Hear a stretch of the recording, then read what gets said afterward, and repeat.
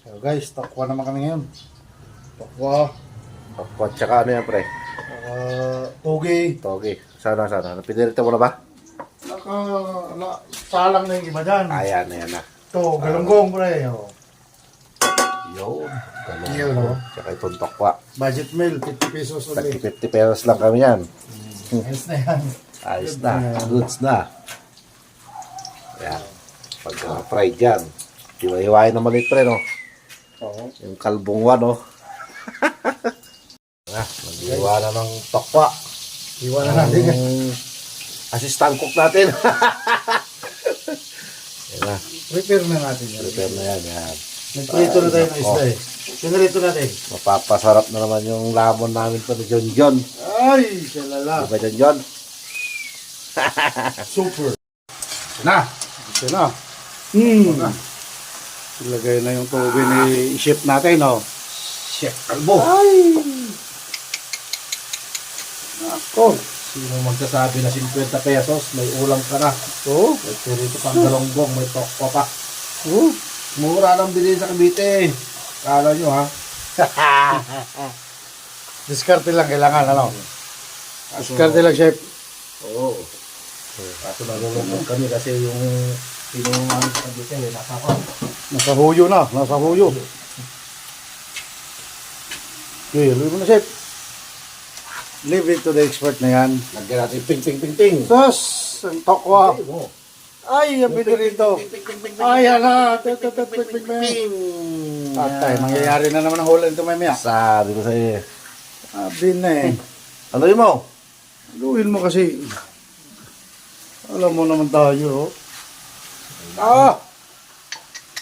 Kamayin ko yan. Wah, pasok ka dyan. Bukasan na ng tubig. Kunti lang. Kasi magtutubig ko sa yan. Gamay-gamay lang. Gamay-gamay. Yung panghalo natin. Yan, haluin ka dyan. Wala ko ng pampalaka. Ito, pwede na ito panghalo. Oh. Tong. Okay na yan. Mahirap pala maghalo pag may cellphone hawak. Hindi, mamaya mahalo din yan. Kaya lang natin. Kas ka lang, may panghalo tayo dyan. Dahil walang chicken cubes, beef ang lagay namin. Beef? Oh, sino eh. sabi hindi pwede yan? Bago yan ha. Ba? Version. Bagong Nilakay. version. Ito yung bagong version ng Oo. Chef Lakay. Alapacham. Ay, alatsamba. Sabi ko sa inyo eh. Kalala na Sabay naman yung yan. tokwa. Oh, ibuhos na namin. Be? Oh. Uy, uy. Ah! Tahan. Military style. Para isang bagsakan lang, ano? Oo. Pwede na yan.